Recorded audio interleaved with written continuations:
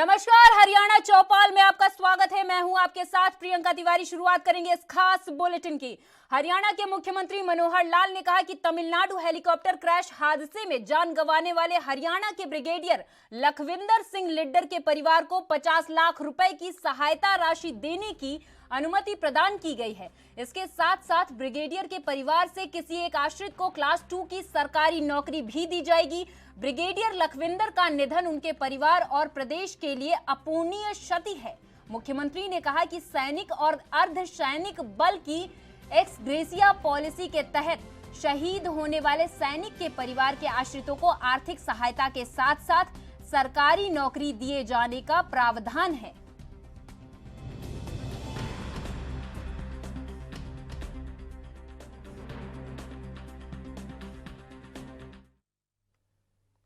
हरियाणा के मुख्यमंत्री मनोहर लाल यमुनानगर के पांवटा साहिब मार्ग जगाधरी में सम्राट मिहिर के भोज गुरुकुल विद्यापीठ के शिलान्यास समारोह में पहुंचे। इस दौरान उनके साथ हरियाणा के शिक्षा वन मंत्री कंवर पाल गुर्जर और पूर्व केंद्रीय मंत्री अंबाला के सांसद रतन लाल कटारिया सहित अन्य नेता और अधिकारी मौजूद रहे। कोविड के चलते इस कार्यक्रम को बेहद ही सीमित रखा गया है।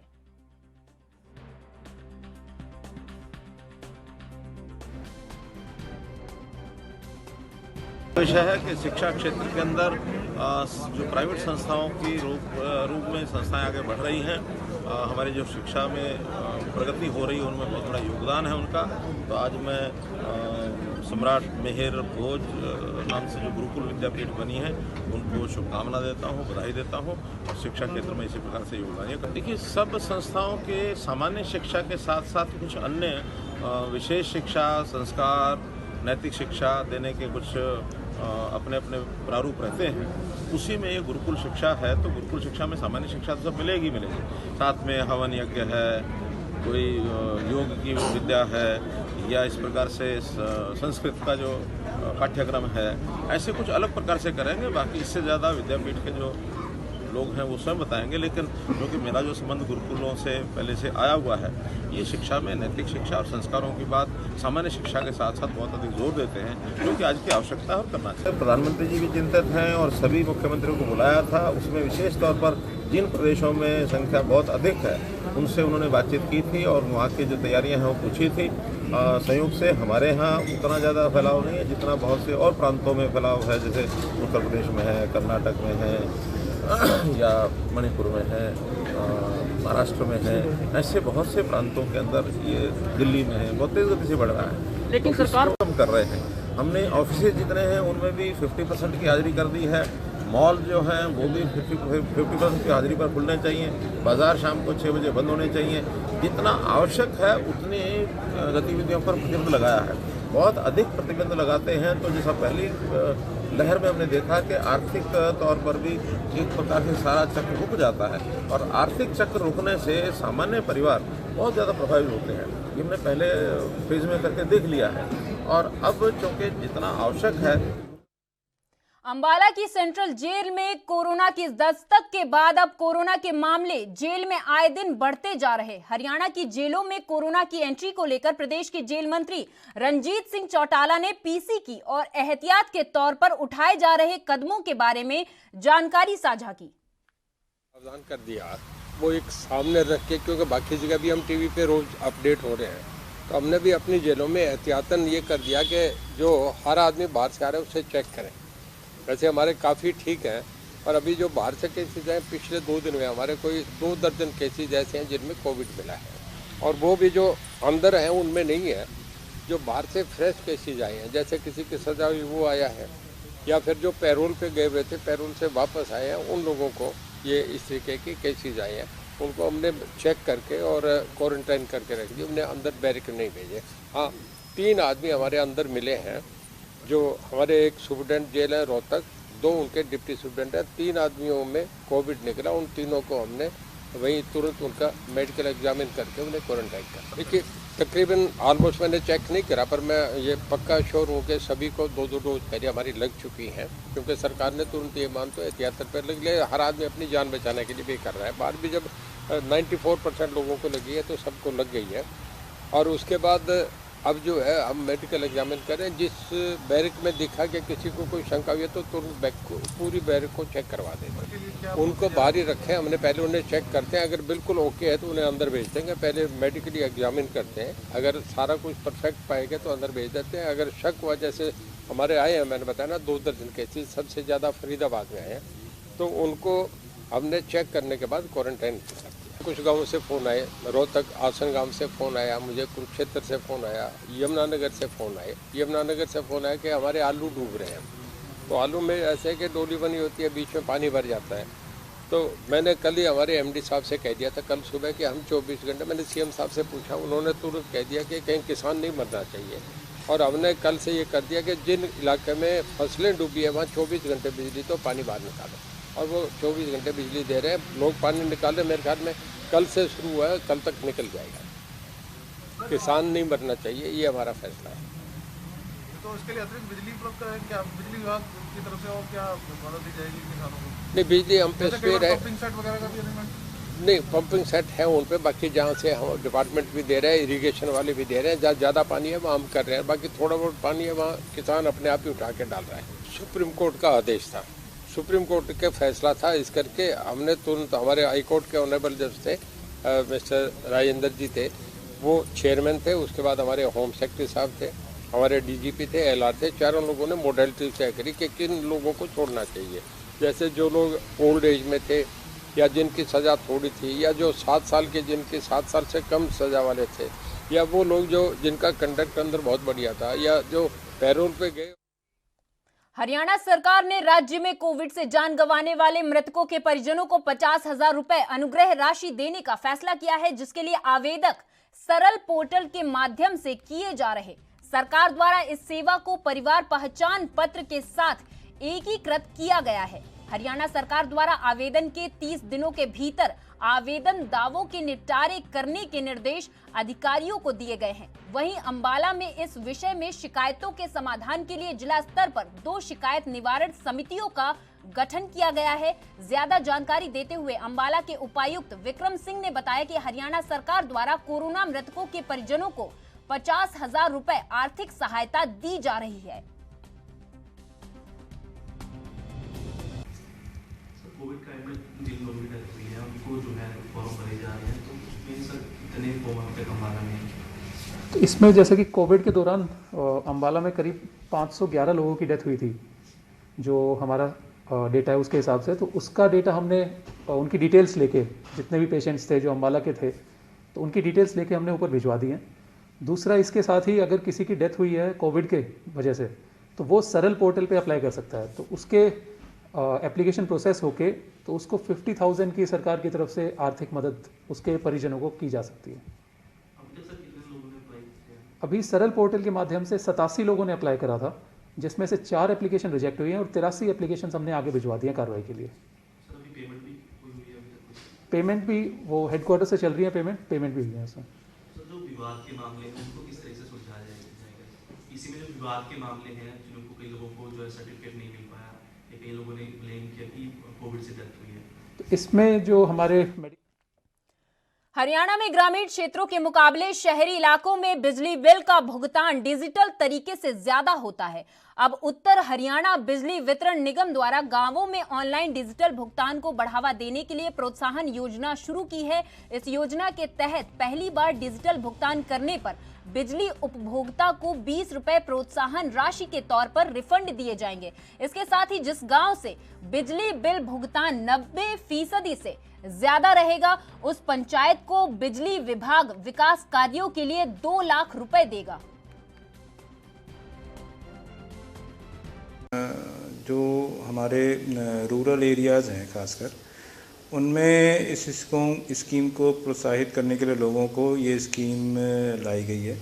क्योंकि अर्बन एरिया में तो काफ़ी कंज्यूमर्स वेल अवेयर हैं कि हम डिजिटल रूप से भी पेमेंट कर सकते हैं, बहुत सारे उनके पास ऑप्शंस हैं इसके रिगार्डिंग।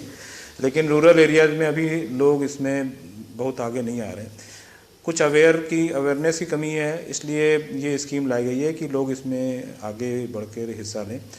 बेसिकली इस स्कीम में ये है कि जो भी पहली बार कंज्यूमर इसको अडॉप्ट करता है डिजिटल पेमेंट को, किसी भी तरीके से वो डिजिटल पेमेंट करता है महकमे की, अपना बिल की अदायगी करता है, तो उसको 20 रुपये पर ट्रांजैक्शन की हम कहते हैं फर्स्ट जो बिल होगा उसमें हम 20 रुपये देंगे। इसके आगे जो भी स्कीम में है वो अप टू दी 2000 अमाउंट तक हम 0.5% of the bill amount. Haryana के अंबाला कैंट सिविल अस्पताल में पहली बार स्पाइन सर्जरी हुई। प्रदेश भर में पहले ये सर्जरी रोहतक या फिर चंडीगढ़ पीजीआई के अलावा प्राइवेट अस्पतालों में होती थी। कैंट अस्पताल में हड्डी रोग विशेषज्ञ डॉक्टर अश्विनी मोदगिल और न्यूरो सर्जन डॉक्टर कार्तिक ने मिलकर पहला सफल ऑपरेशन निशुल्क किया। 5 दिन पहले 30 वर्षीय अमित अरोड़ा सड़क हादसे का शिकार हो गया था। मरीज उठ बैठ नहीं पा रहा था। डॉक्टरों ने गुरुवार को सर्जरी कर मरीज को दुरुस्त किया। हालांकि मरीज अभी डॉक्टरों की निगरानी में है। देखिए, ये हमारे यहाँ पे पहली बार ये सिविल हॉस्पिटल में सर्जरी हुई है, क्योंकि इससे पहले हमारे पास इसके जो लेटेस्ट जो इंस्ट्रूमेंटेशन होती है वो नहीं थी, जिसके लिए हमारे पीएमओ सर ने बड़ा इसमें हमारा हेल्प किया। उन्होंने सारा ये परचेजिंग कराया, जो कि स्वास्थ्य मंत्री हमारे जो अनिल विज सर हैं उन्होंने मतलब इसकी डायरेक्शन पहले दी थी। ये हमें 10 दिन पहले सारा हमारे इंस्ट्रूमेंटेशन प्राप्त हो गए थे। उसके बाद जैसे ही पेशेंट हमारे पास आया, देन हमने उसको एडमिट कर लिया। उसके बाद हमने उसको प्री ऑपरेटिव प्लानिंग करा के और ऑपरेट के लिए रखा। कल उसकी सर्जरी हुई है पेशेंट की। ऑपरेशन सक्सेसफुल रहा। पेशेंट अभी बिल्कुल ठीक है हमारा। कल हमारा वो अंडर ऑब्जर्वेशन था, वो आईसीयू बैकअप उसको हमें यहाँ पे दिया गया। डॉक्टर हरीश ने उसमें काफ़ी हेल्प की है हमारी। और अब पेशेंट का जो पावर है वो 5/5 है। जो नस का दबाव था वो पूरी तरह हट गया है उसका। देखिए, इसका सारा श्रेय जो है वो माननीय स्वास्थ्य मंत्री जी श्री अनिल विज जी को जाता है। उन्होंने ही हमें बार बार ये कहा है, प्रेरित किया है कि हर प्रकार की सुविधा यहाँ पे होनी चाहिए। स्पाइन सर्जरी के लिए सर ने कई बार हमें कहा था, तो हमने जैसे ही ये पेशेंट आया, जैसे डॉक्टर अश्विनी मोदगिल ने आपसे अभी बताया, बात की है, ऑपरेट किया है, तो इंस्ट्रूमेंट्स उपलब्ध होते ही इन्होंने ये ऑपरेशन किया। और इनकी मेहनत से और हमारे जो माननीय स्वास्थ्य मंत्री जी श्री अनिल जी की उनकी जो उनका विज़न है पेशेंट्स के लिए, उसमें अस्पताल जो है वो सभी प्रकार की सुविधाएं सभी मरीजों को देने के लिए हमेशा प्रयासरत रहता है। इमरजेंसी में पहले सीटी स्कैन हुआ। सीटी स्कैन से पता चला कि चोट मतलब कि क्रैक जो मनके है उसमें थोड़ा सा वो क्रैक हुआ है। तो उसके बाद डॉक्टर साहब ने हमारा ट्रीटमेंट करना स्टार्ट।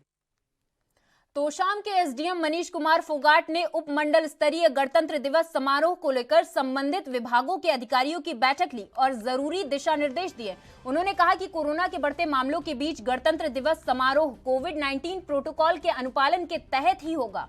उपमंडल कार्यालय परिसर में स्थित सभागार में बैठक की अध्यक्षता करते हुए एसडीएम ने कहा, 73वां गणतंत्र दिवस समारोह उत्साहपूर्ण तरीके से मनाने के लिए सभी विभागों के अधिकारी समय रहते अपनी तैयारियां पूरी करें और उचित ढंग से अपनी जिम्मेदारी का निर्वहन करें। अदालत के आदेश पर बनाई गई डीएसपी नारायणगढ़ अनिल कुमार और बीडीओ विकास के नेतृत्व में 4 पुलिस थानों के द्वारा पकड़ी गई अवैध शराब को नष्ट किया गया। टांगरी नदी में 712 बोतलें देसी और अंग्रेजी शराब सहित 2 ड्रम अवैध शराब से भरे हुए नष्ट किए गए। डीएसपी नारायणगढ़ अनिल कुमार ने बताया कि अदालत के आदेशों पर गठित की गई कमेटी के द्वारा अवैध शराब को डिस्ट्रॉय किया गया। देखिए, इसके अंदर हमारे माननीय गृह मंत्री स्वास्थ्य मंत्री अनिल विज जी का आपने सुना ही है अखबारों में, आदेशों में कि हरियाणा के अंदर नशाखोरी पे लगाम लगाने के लिए नशे को पकड़ना, उसको समय पे डिस्ट्रॉय करना, अधिकारियों के आदेशों के अनुसार फिर उसको कानून के अनुसार डिस्ट्रॉय करना। तो इस प्रकार की कुछ पकड़ी हुई दारू जो बहुत पुरानी, जिससे कोई भी बीमारी जो जीवन के लिए खतरनाक हो सकती है, कईयों में हमने डॉक्टर्स की भी रिपोर्ट ली है कि इस दारू को डिस्ट्रॉय करना अति ज़रूरी है। ताकि देखिए, इसमें मुलाना और अम्बाला कैंट और अम्बाला शहर 3 पुलिस स्टेशन का 762 के करीब ये जो बोतलें थी, और इनको आज यहाँ पे एक कमेटी डीसी साहब के आदेशानुसार, जिसमें एटीओ मिस्टर कादियान और बीडीपीओ 1 विकास जी और मैं डीएसपी नारायणगढ़ अनिल कुमार, तो यहाँ पे हमने डांगरी नदी को चुना गया है ताकि एकांत में हम इसको डिस्ट्रॉय कर सकें। तो उसके लिए डिस्ट्रॉय किया है। और यहाँ पे SHO कैंट और SHO मौलाना और SHO महेश नगर, वो सभी SHO अम्बाला सिटी, सभी SHO मौजूद हैं आपके सामने, और प्रॉपर तरीके से इसको डिस्ट्रॉय किया गया है और मटेरियल को भी डिस्ट्रॉय किया गया। मैं भगत सिंह सहारन ETO एक्साइज जी। ये कोर्ट के आदेश थे जी। 3 थानों की दारू है, अम्बाला सिटी, अम्बाला कैंट और मौलाना की। लगभग 712 बोतलें हैं, 2 ड्रम हैं। इसको डिस्ट्रॉय किया गया। इसमें कमेटी बनाई थी डीसी साहब ने। इसमें DSP अनिल कुमार जी हैं, BDO हैं और एक्साइज से मैं हूँ। सर, ये कितनी पुरानी शराब हो सकती है? दिल्ली NCR में कड़ाके की ठंड के साथ साथ अब कोहरा भी होने लगा है। मौसम विभाग के मुताबिक अगले 2 दिन ऐसे ही घने कोहरे छाए रहेंगे। वहीं 17 जनवरी तक ठिठुरन वाली ठंड भी बरकरार रहने वाली है। दरअसल दिल्ली NCR के साथ साथ लगभग पूरे उत्तर भारत में 5 से 10 जनवरी तक बारिश हुई थी। इसके बाद मौसम वैज्ञानिकों ने ठंड बढ़ने की बात कही थी। इसके साथ साथ दिल्ली NCR में घने कोहरे और कपकपी वाली ठंड का पूर्वानुमान लगाया गया था। यहाँ पे अपने कंपनी में जा रहा था, कंपनी में अपने चरखी दादरी से आया था। काफ़ी परेशानी हुई आज धुंध की वजह से। धुंध काफ़ी बड़ा हुआ है आज। एक्सीडेंट के बहुत चांसेस हो रहे हैं। बहुत स्लो गाड़ियाँ चल रही हैं। सामने से गाड़ी आ रही है, रॉन्ग साइड से चल रही हैं, किसी को कुछ दिखाई नहीं दे रहा, जिससे परेशानी का सामना करना पड़ रहा है। पैदल भी अगर जा रहे हैं तो पैदल के टाइम पे भी बहुत सोचना पड़ रहा है, सोच के चलना पड़ रहा है, जिससे कि आज मैं लेट भी हो चुका हूँ। मुझे पहुंचना था यहाँ पे 8 बजे, लेकिन यहाँ पे राजी चौक पे ही मेरे को अब साधन भी नहीं मिल रहे, यहाँ पे व्हीकल नहीं मिल रहा कोई भी, जिससे मेरे को कंपनी में लेट हो जाऊँगा, जिससे मेरा हाथ भी कटेगा। अच्छा, आपका नाम? राजकुमार। वो धुंध काफ़ी हो रही है, आपको कितनी परेशानी हो रही है? हाँ, दिक्कत हो रही है सर, दिक्कत हो रही है। आने जाने में काफ़ी दिक्कत हो रही है। और यहाँ रुकेंगे एक छोटे से ब्रेक के लिए, आप कहीं मत जाइए।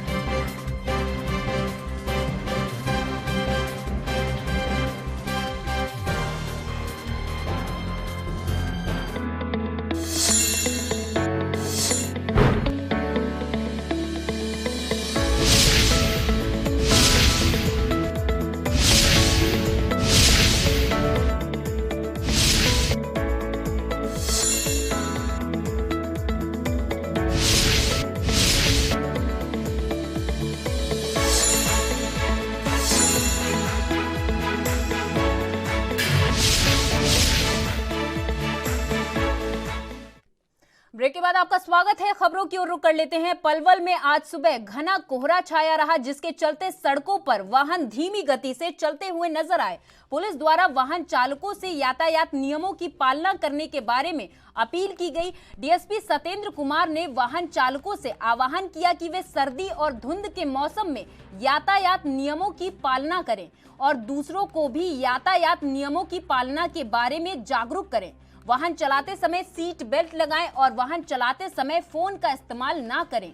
गाड़ी की स्पीड कम से कम रखें।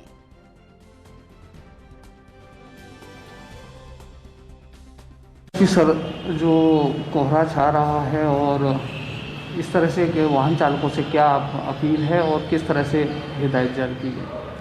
देखिए, जो वर्तमान समय में जो कोहरा अभी शुरू हो चुका है, तो हमारी सभी जो ड्राइवर हैं, यातायात जो चालक हैं, खासकर ट्रक वाले हैं या छोटी गाड़ी वाले हैं, उन सभी से अपील करेंगे कि जितना ज़रूरी हो सके अपनी जो लाइट है अपनी गाड़ी की, उसमें अच्छी लाइट का प्रयोग करें।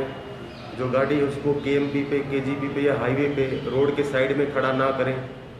जो ले बाई बना रखी है, जो national highway authority of India ने, उस ले बाई पे अपने वाहनों को खड़ा करें, सीट बेल्ट लगाएं और कोशिश करें कि कोहरे में ना निकलें जहाँ तक हो सके।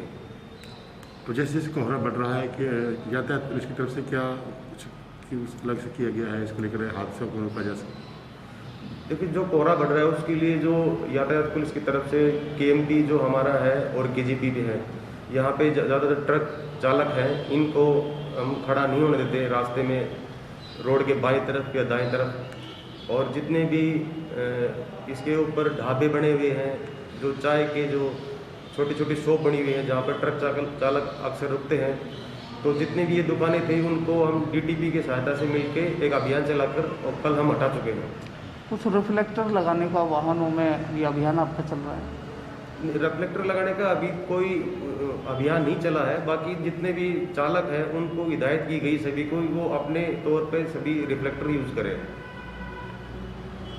सुबह से जो धुंध काफ़ी ज़्यादा है, सड़क पर बहुत कम दिखाई दे रहा है। दिन में भी लोग लाइट जलाकर चल रहे हैं और इस धुंध के कारण सर्दी भी बहुत काफ़ी ज़्यादा बढ़ गई है।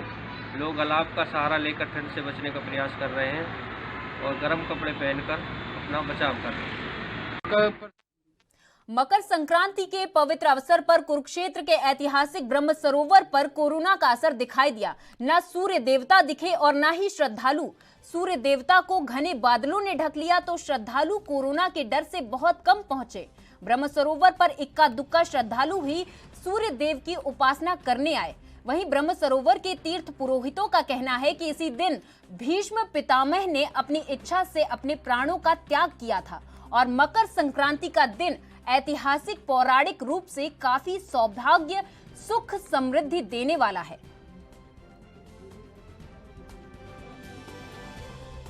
जी, आज मकर संक्रांति का दिन है। सूर्य जब मकर राशि में प्रवेश करते हैं तो मकर संक्रांति का वो दिन आता है। और महाभारत के अंदर जब भीष्म पितामह जी सरसैया पे पड़े हुए थे तो वो इसी दिन की प्रतीक्षा में थे।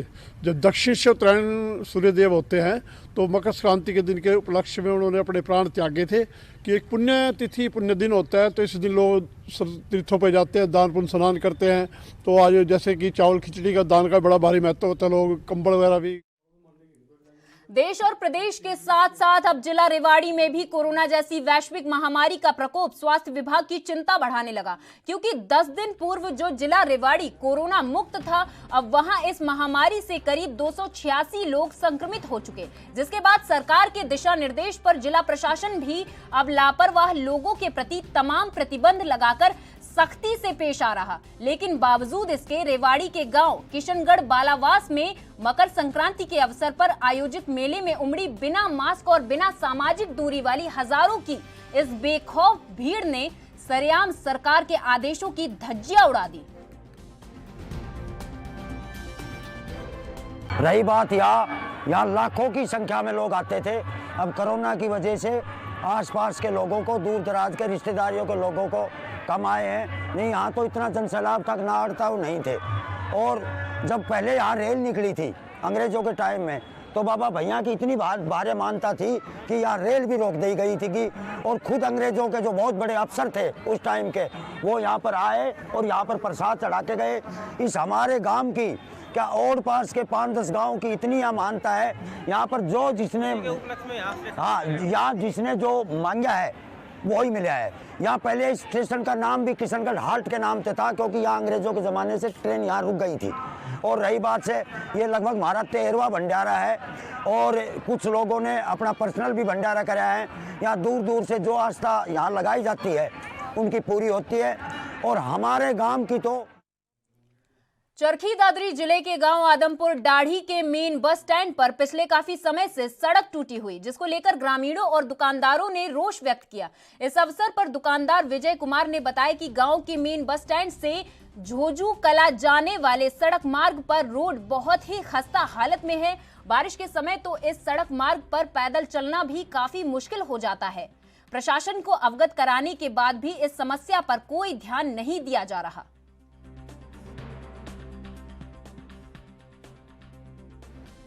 3 साल हो लिया, इसकी कोई समस्या को नहीं। काम चलाओ जो कर जाओ, रेत घेर के चले जाओ हैं, लेकिन इसका पक्का समाधान को नहीं होगा। पानी भर जा है हर बार की यही समस्या है, पानी की भर जा है इसमें और फिर उसके बाद में फिर वही दिक्कत, कचरा पचरा हो जाए है, निकलते आने की समस्या है, सवारियों को भी दिक्कत है।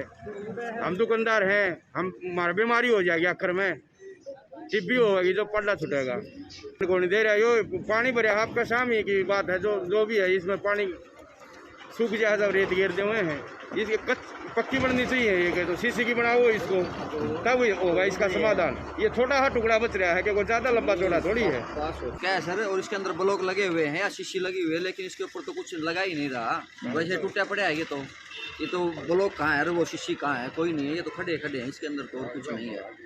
कागजाम तो बन लिया, 3 साल से बनी हुई है, पहले स्कूल के पास था, वहाँ से लग गए, तभी यहाँ से हो गया, काफी दूर उड़े हैं। तो ये तो 2-3 साल से ऊपर हो गए सर, ये तो ऐसे ही हो रहा है। तो ऐसा है जी, कोई मंत्री संतरी आओगा जो उसका भाठा मारन का हमारा विचार पूरा हो रहा है, हमने मारन लग रहा है, हम उन्हें मारा, सीधी बात से हम छोड़ागा नहीं यार ना वोट देवा, जबकि आगे रणनीति तो यही रहेगी जाके उन्हें वोट देवाएगा नहीं, बस और क्या करांगा होगा जो बनाते नहीं हम, जैसे वे कर रहे हैं, हमारा भी मौका होगा, उनका मौका ही हमारा होगा मौका, कोई बात नहीं, उसे कर दे, हम कर देंगे। उचट के पत्थर बाहर लगे हुए हैं, बच्चे भी बैठे हैं, सवारी भी बैठे हैं, उनके भी लगे हैं, शीशे भी फूट चुके। धोखाधड़ी के मामले लगातार बढ़ते जा रहे, लेकिन इन पर किसी तरह की रोक नहीं लगाई जा रही। एक ऐसा ही मामला अंबाला से सामने आया, जिसमें एक कार एजेंसी द्वारा ग्राहकों के साथ सरेआम धोखाधड़ी की गई। उपभोक्ता से बात करने पर उन्होंने बताया कि एक कार एजेंसी सर्विस के नाम पर लोगों की गाड़ी की दशा ही खराब कर रही। एक तो समय से कार सर्विस करके नहीं दी जाती, और जब दी जाती है तो उसकी स्थिति काफी खराब मिलती है।